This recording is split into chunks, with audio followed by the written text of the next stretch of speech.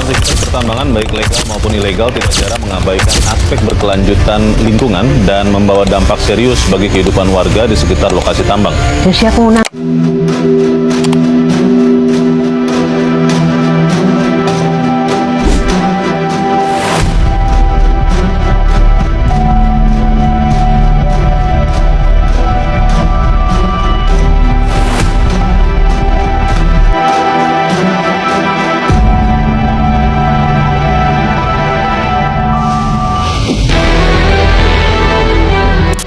Informasi mengenai aktivitas pertambangan pasir yang seringkali muncul dalam pemberitaan media. Aktivitas ini dianggap mampu mendukung pembangunan dan pertumbuhan ekonomi melalui penyediaan material yang dibutuhkan untuk berbagai proyek infrastruktur. Namun di balik aktivitas tersebut terdapat berbagai cerita yang tidak selalu terlihat dari pemberitaan. Ada masyarakat yang hidup berdampingan dengan aktivitas tambang dan merasakan langsung dampaknya dalam kehidupan sehari-hari. Kami dari kelompok 1 mahasiswa program studi ilmu komunikasi angkatan 2025 kelas A Universitas Negeri Surabaya Kampus 5 Magetan. Dalam video ini kami akan mengangkat fenomena aktivitas pertambangan pasir yang terdampak pada kehidupan masyarakat sekitar. Pembahasan ini kami kaitkan dengan Sustainable Development Goals atau SDGs. Khususnya kami mengambil SDGs poin 9 tentang industri, inovasi, dan infrastruktur, serta SDGs poin 11 tentang kota dan pemukiman yang berkelanjutan. Berangkat dari berbagai informasi yang kami temukan, kami memutuskan untuk turun langsung ke lapangan guna melihat kondisi sebenarnya dan mendengarkan berbagai perspektif dari pihak-pihak yang terlibat secara langsung. Sesampainya di lokasi, kami melakukan observasi langsung terhadap kondisi lingkungan dan infrastruktur yang menjadi bagian dari aktivitas masyarakat sehari-hari. Dari pengamatan awal, terlihat kendaraan bermuatan pasir yang melintas secara bergantian hampir sepanjang hari. Aktivitas tersebut telah menjadi bagian dari keseharian masyarakat yang tinggal di sekitar jalur tambang. Namun, di balik aktivitas ekonomi yang berlangsung, terdapat berbagai persoalan yang menjadi perhatian warga. Untuk memahami persoalan ini secara lebih menyeluruh, kami melakukan wawancara beberapa pihak yang memiliki pengalaman dan pandangan berbeda mengenai keberadaan tambang pasir. Pertama, kami berbincang dengan kepala desa untuk mengetahui gambaran umum mengenai aktivitas pertambangan yang berlangsung di wilayah ini. Sebagai pemimpin desa, beliau memiliki peran penting dalam menjabati aspirasi masyarakat, sekaligus memahami berbagai dampak yang muncul akibat aktivitas pertambangan. Melalui wawancara ini, kami memperoleh informasi mengenai kondisi desa, aktivitas tambang yang berlangsung, serta berbagai tanggapan masyarakat yang muncul selama beberapa tahun terakhir. Keluh kesah tersendiri yang menyampaikan kepada Bapak. Di sini kan ya pernah ada demo-demo ya. Artinya kalau ada demo itu berarti ada yang nggak beres. Iya, betul. Setahu saya ya kalau ada demo berarti nggak beres. Ya mungkin kurang menepati janji, apa nggak transparan, apa mitigasinya yang kurang gitu. Kurang atau reklamasinya yang nggak tepat, saya nggak tahu. Tadi ya kaitannya ya untuk klarifikasi itu. Oh, klarifikasi tentang itu. Lalu tanggapan warga sendiri bagaimana? Nah itu warga kan mintanya segera diselesaikan. Dan desa kan nggak tahu. Desa itu nggak pernah mengeluarkan izin. Izin tambang itu ya? Izin tambang itu provinsi. Dari provinsi nggak pernah melalui SIM. Kalau desa kan enggak. Desa cuma mengetahui saja. Oh ada tambang. Jadi menurut Bapak ini apakah masyarakat ini kayak diberi ruang untuk memberikan saran atau harapan gitu terkait tadi yang Sarana harapan apa? jadi kayak bicara tentang keluh kesahnya masyarakat Harus dikasih ya. Dikasih Kalau enggak? lewat pemerintah desa kan desa harus membantu memfasilitasi.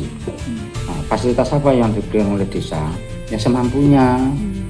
Namanya ruang, rapat, pertemuan, musyawarah, begitu. Kalau masih berupa duit enggak ada. Sekarang efisiensi, Iya betul. duit semua dipotong untuk KDMP, NPG dan lain-lain. Keterkaitannya sama tambang tadi, masyarakat yang jalannya terkena apa ya? Yang Dampak. dampak itu itu. tuh dikasih apa ya? Ya kayak itu dikasih jumlahnya Ruang berapa kepada siapa saya nggak tahu. Yang jelas ada, entah itu rata atau enggak saya nggak paham.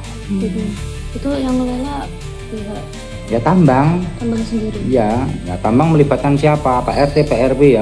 Saya nggak ikut campur di situ. Berarti itu ranahnya beda sendiri gitu. Loh, karena tambang itu kan kalau sama desa kan nggak ada hubungannya. tapi Kalau semua dikelola desa kan ya nanti desa itu mengelola keuangannya desa saja sudah repot. Kenapa harus mengelola yang bukan kewajibannya?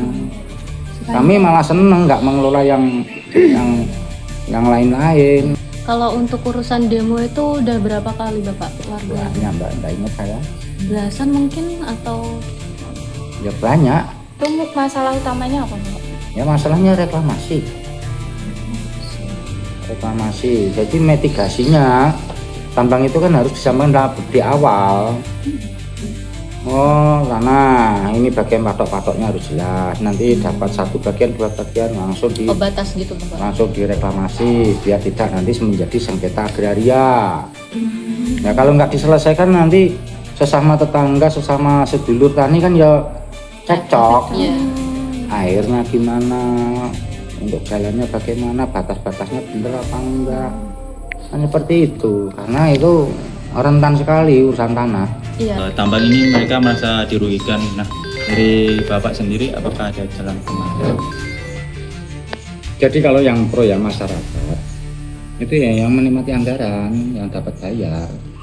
Tapi kalau yang dirugikan, saya yang punya lahannya digaduk, terus nggak ada kurang reklamasinya, mamanya kurang pas, kan dirugikan. Nah kita yang mikir utama itu kan yang dirugikan, bukan yang diuntungkan. Kalau cari keuntungan monggo, yang penting tidak merugikan orang lain. Cari keuntungan bekerja monggo, bebas. Mau jualan narkoba ya terserah, tapi narkoba kan merugikan orang lain. Iya. Nah, makanya nggak boleh. Yang untung siapa? Banyak yang untung, bantar-bantarnya untung. Iya betul. Korbannya siapa? Keluarga. Itu tuh karena kurangnya komunikasi atau memang Atau dari pihak yang terkait itu kurang untuk menyampaikan gitu. Saya kurang nggak paham ya. Nanti kalau saya komentar kan nanti kalau salah. Yang jelas saya sendiri sebagai kepala desa seolah-olah saya sendiri kan nggak diajak omongan. Padahal saya pemangku. Iya. Kok kenapa seperti itu? Ya mungkin menghindari saya. Menghindari. Kalau saya terlibat di situ kan saya orangnya sulit. Harus tertib, harus disiplin. Nah, seperti saya mungkin nggak diajak. Tapi nggak apa-apa. Itu meringankan beban saya, nggak diajak. Ya saya rugi. Tidak sih. Enggak ada Rugi. komunikasi. Kalau ada sesuatu masalah apapun nanti kan mentok-mentoknya kan ke kepala desa. Iya betul. Ya rugi saya. Betul. Tapi bapaknya pernah kayak komunikasi gitu sama pihak ini gitu? Ya sering dulu sering. Tapi kan semua yang saya sampaikan, saya komunikasikan tidak ada tindak lanjutnya. kayak lewat aja. Iya. Masuk. Kalau saran-saran saya ditepati nggak mungkin ada demo. Iya. Tapi betul. bapaknya sudah menyampaikan. Sudah menyampaikan. Sudah. Dan saya tidak ada kerjasama. Saya setiap bulan menerima visi, nggak ada. Saya dikasih, saya kembalikan. Berarti pihak sana yang menutup sendiri gitu? Nggak mau kayak komunikasi sama bapak? Ya mungkin dari pengusaha sendiri menghindari nanti biaya-biaya apa-apa. Tapi kan yang bekerja sendiri belum tentu benar. Dengan cara seperti itu berarti ada yang nggak beres. Iya. Kalau semua beres-beres saja, kenapa nggak permisi? Menggandeng pemerintah, BPD, RT, RW, kan enak. Awal mulanya itu dari tahun berapa Bapak? Ada itu? Gampang. 24. Oh, baru ini. Ya, 23 23, 24. Izin itu cuma 3 tahun. Ya ini kan sudah mau habis. Dan masih berlanjut. Lanjut itu kalau nggak ada masalah bisa diperpanjang. Selama ada konflik apa mungkin diperpanjang? Masalah yang 2 tahun kemarin aja belum selesai, masa buka peluang lagi?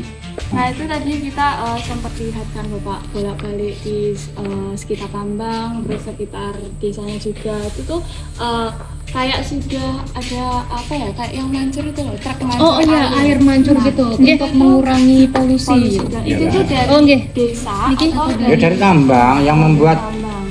jalan di sini dulu itu kan hot meat ya, jalannya bagus menjadi rusak, terus ditimbun sama tanah, akhirnya menjadi debu. Nah, debu itu kalau kocor-kocor itu ya tambang, masa desa ngocori? Apa punya anggaran? Harus tahu modalnya dulu. Kita modal hot meat, terus sekarang menjadi seperti itu enggak? Nah, Bapak pernah protes nggak Bapak terkait itu? Ya jelas sudah, Tapi tidak didengar tadi. ya didengar, pasti didengar, tapi tidak ada tindakan. Kalau nggak Masjid ini kepada pihak tambang dan juga pemerintah desa agar kehidupan masyarakat tetap aman, nyaman dan juga berkelanjutan itu apa? harapan saya segera diselesaikan tanggung jawab. Bukan, haknya kan sudah diambil. Nah, sekarang bayar utangnya. Janji-janji tepati. Ya harusnya menepati janji itu dari awal itu, bukan sekarang. Kalau dari permulaannya sudah bagus, mungkin bisa diperpanjang atau diperluas. Kalau permulaannya jelek, bagaimana Mbak? Kalau harapan saya ada masalah segera diselesaikan. Biar kehidupan bermasyarakat itu kembali normal, bahkan menjadi lebih baik. Cari ekonomi baru juga, cari rezeki tambah yang baru. Kalau sudah ada gap itu kan cari rezeki pun akan sulit. Mau ke sawah saja, sawahnya sebelah mana nggak tahu, batas-batasnya sudah benar apa nggak tahu. Kalau sudah dibenahi dengan baik, menjadi keakraban, menjadi keharmonisan untuk mencapai cita-cita ini, masalah sejahtera. Dari penjelasan kepala desa terlihat bahwa persoalan ini tidak hanya berkaitan dengan aktivitas industri, tetapi juga menyangkut kehidupan masyarakat sehari-hari. Untuk mengetahui berbagai aspirasi dan keluhan yang berkembang di lingkungan masyarakat ini, kami melanjutkan wawancara dengan Ketua RT setempat. Sebagai pihak yang berinteraksi langsung dengan masyarakat, Ketua RT memiliki pemahaman mengenai berbagai keluhan dan aspirasi warga yang muncul selama aktivitas tambang berlangsung.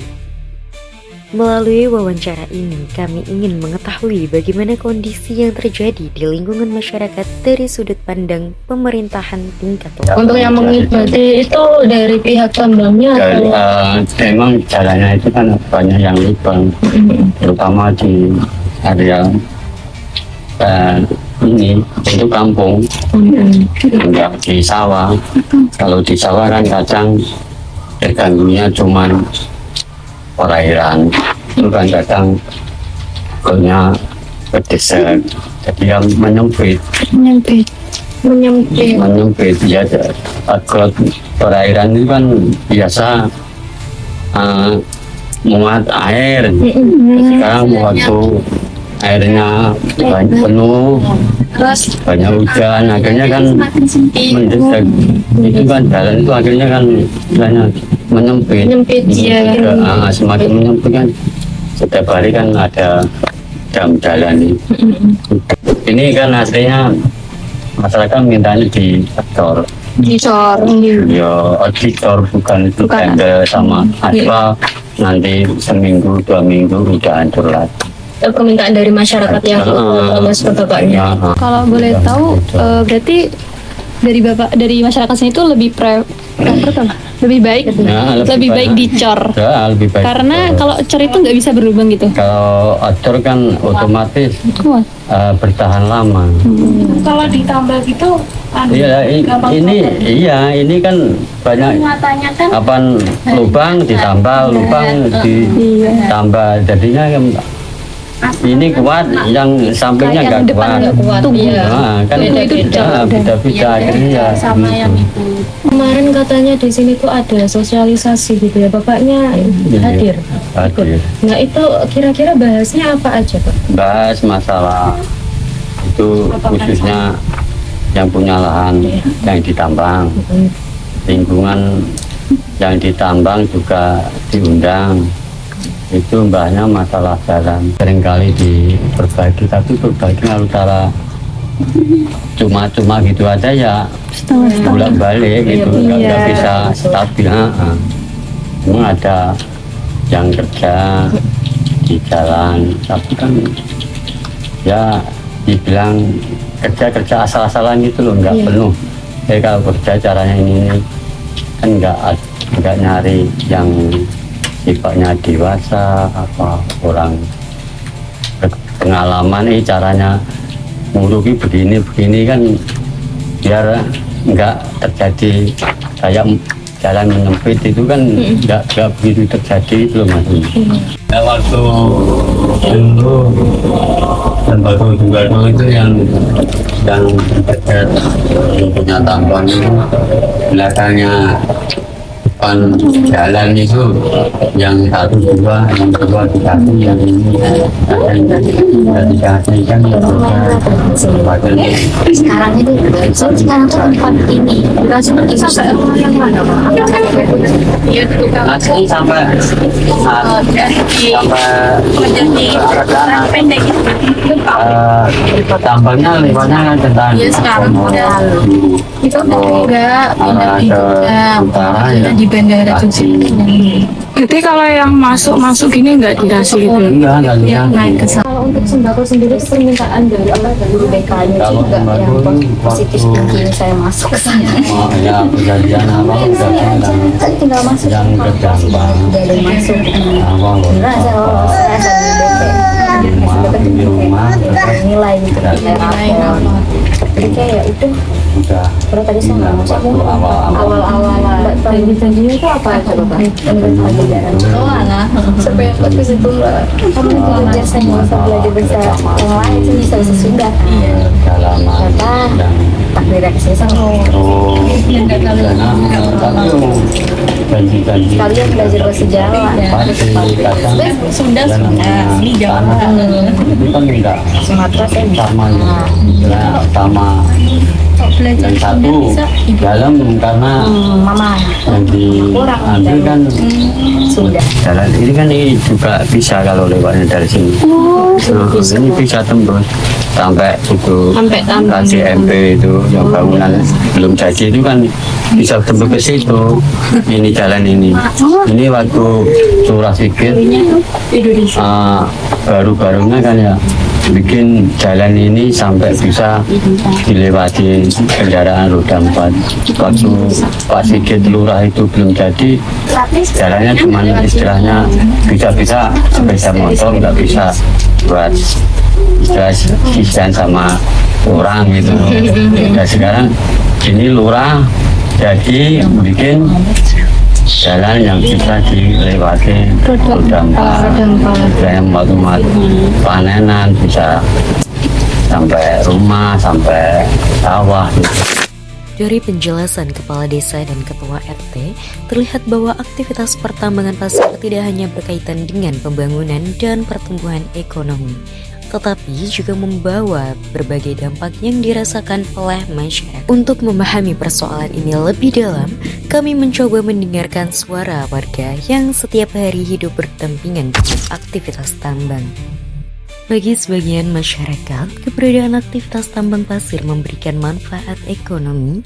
Beberapa warga memperoleh kesempatan bekerja di sektor pertambangan sehingga dapat membantu meningkatkan pendapatan keluarga. Selain itu, pihak tambang juga memberikan bentuk kompensasi kepada warga yang berada di jalur terdampak berupa bantuan sembako setiap bulan serta uang tunai sebesar 200.000 setiap tahunnya. Meskipun demikian, berbagai dampak negatif juga dirasakan oleh masyarakat sekitar. Keluhan yang paling sering muncul yaitu berkaitan dengan debu yang berasal dari lalu lalang kendaraan pengangkut pasir. Debu tersebut tidak hanya memenuhi badan jalan, tetapi juga memasuki ke halaman, teras bahkan ke dalam rumah warga.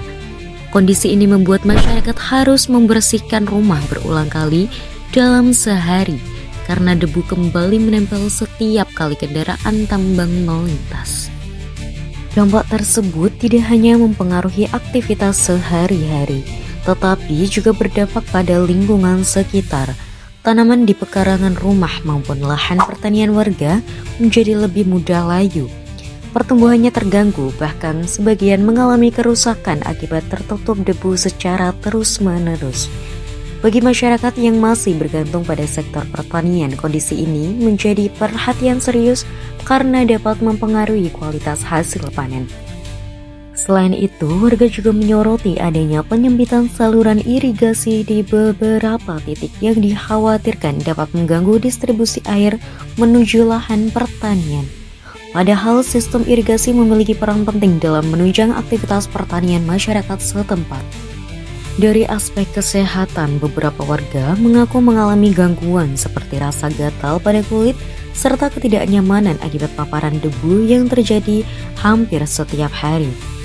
Tidak hanya itu, kebisingan kendaraan berat yang beroperasi sejak pagi hingga sore turut mengurangi kenyamanan lingkungan. Suasana desa yang dahulu tenang kini hanya dapat dirasakan ketika aktivitas tambang berhenti beroperasi, terutama pada hari libur. Sebagai bentuk upaya mitigasi, pihak tambang telah menyediakan kendaraan penyiraman jalan yang beroperasi secara rutin sejak pagi hingga sore hari untuk mengurangi penyebaran debu.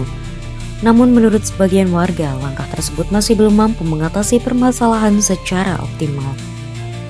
Persoalan lain yang menjadi perhatian utama adalah kondisi jalan yang semakin rusak akibat tingginya intensitas kendaraan bermuatan pasir.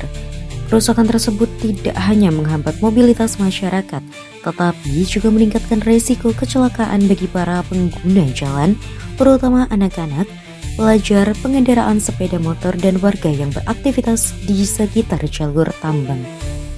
Menurut keterangan masyarakat, berbagai aspirasi dan keluhan telah beberapa kali disampaikan kepada pihak terkait.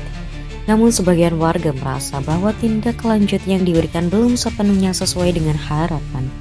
Beberapa janji perbaikan yang pernah disampaikan juga dinilai belum terrealisasi secara maksimal hingga saat ini.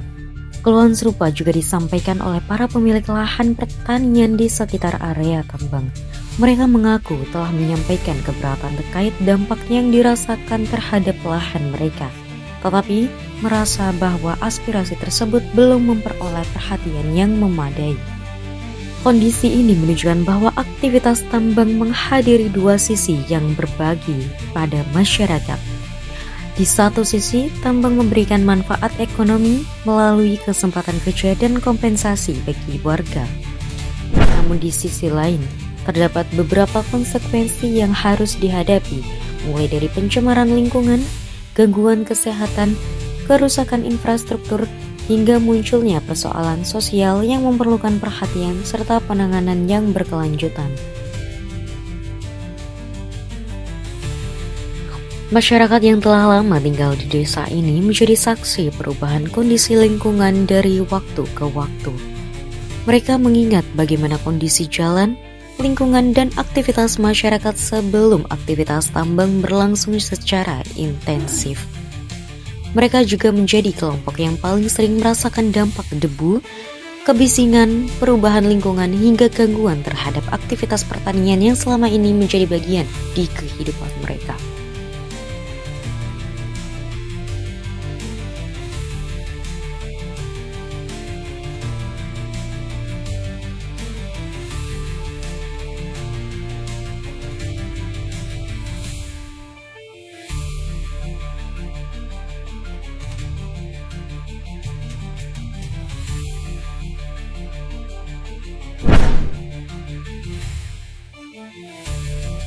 Perubahan yang paling cepat yang ibu rasakan itu apa, Bu? Kayak misal dari yang dulu sampai sekarang itu yang ibu rasakan nyaman sudah. Apa terlalu apa Mbak rame ya? Misi nggak? Kalau iya libur sehari saja itu rasanya aman. Untuk cerita awal mulanya Ibu, bisa diceritain nggak Ibu sebelum dan juga sesudah adanya proyek tambang ini? Kondisinya ya jalannya bagus, aspal iya mulus, aspalnya mulus. Setelah itu iya semua sampai kentangan itu kan aspal semua dari sana tuh. Tugu itu kan cor baru itu aspal semua sampai sama.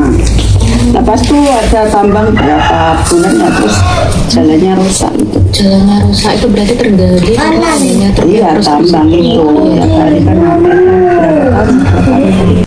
Setiap generasi memiliki pengalaman yang berbeda dalam menghadapi perubahan yang terjadi. Jika masyarakatnya yang lebih tua menyaksikan perubahan tersebut secara bertahap, maka generasi muda justru tumbuh dan menjalani kesehariannya di tengah kondisi yang ada saat ini.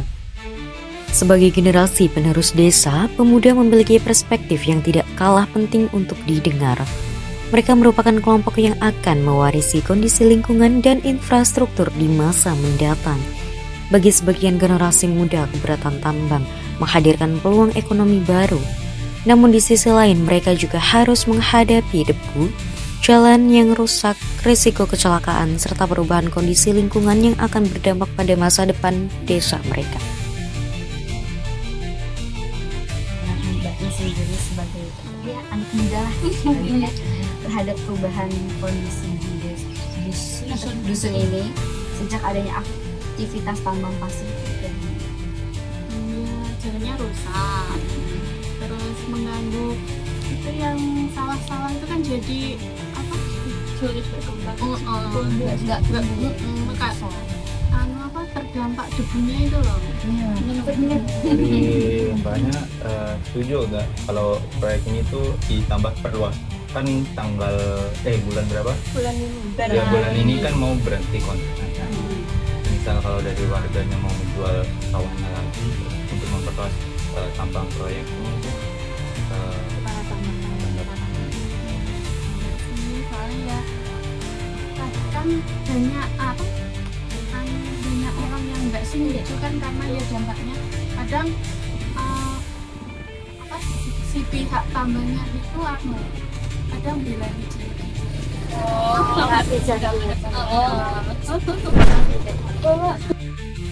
Berbagai perspektif yang kami peroleh menunjukkan bahwa persoalan ini memiliki berkaitan yang erat dengan tujuan pembangunan berkelanjutan. Di sini kami mengambil SDGs poin 9, yaitu menekankan pentingnya pembangunan industri dan infrastruktur yang tangguh, inklusif, serta berkelanjutan. Keberadaan tambang pasir dapat memberikan kontribusi terhadap aktivitas ekonomi dan pembangunan. Namun pembangunan infrastruktur tidak hanya diukur dari aktivitas industri, melainkan juga bagaimana fasilitas publik tetap terjaga dan dapat dimanfaatkan masyarakat secara aman.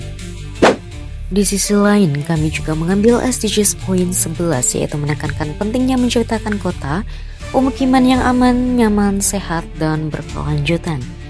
Temuan di lapangan menunjukkan adanya dampak berupa debu, kerusakan jalan, penyempitan salur irigasi, kerusakan tanaman, kebisingan, serta meningkatnya resiko kecelakaan akibat tingginya mobilitas kendaraan tambang. Hal ini menunjukkan bahwa pembangunan industri perlu berjalan seimbang dengan perlindungan lingkungan, keselamatan masyarakat, dan keberlanjutan sumber daya yang menjadi penunjang kehidupan warga.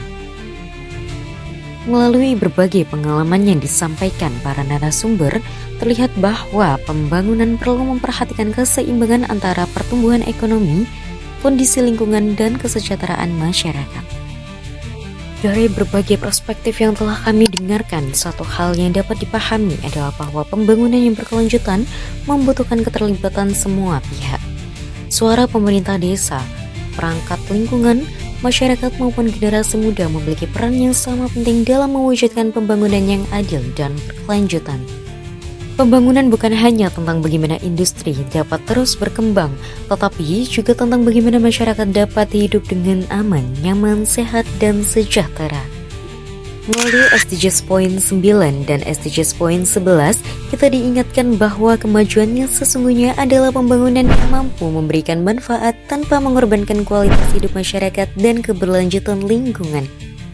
Kami dari kelompok 1 program studi ilmu komunikasi angkatan 2025 kelas A Universitas Negeri Surabaya Kampus 5 Magetan mengucapkan terima kasih telah menyaksikan video ini.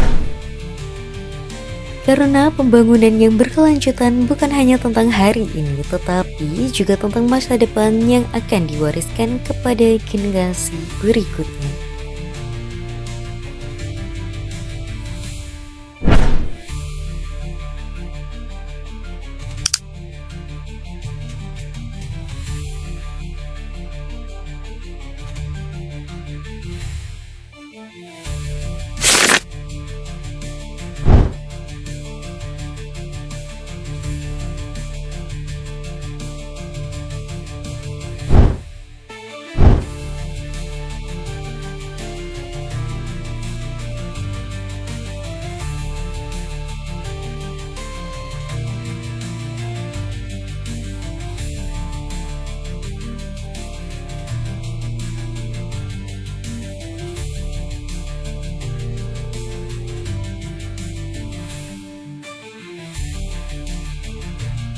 kasih.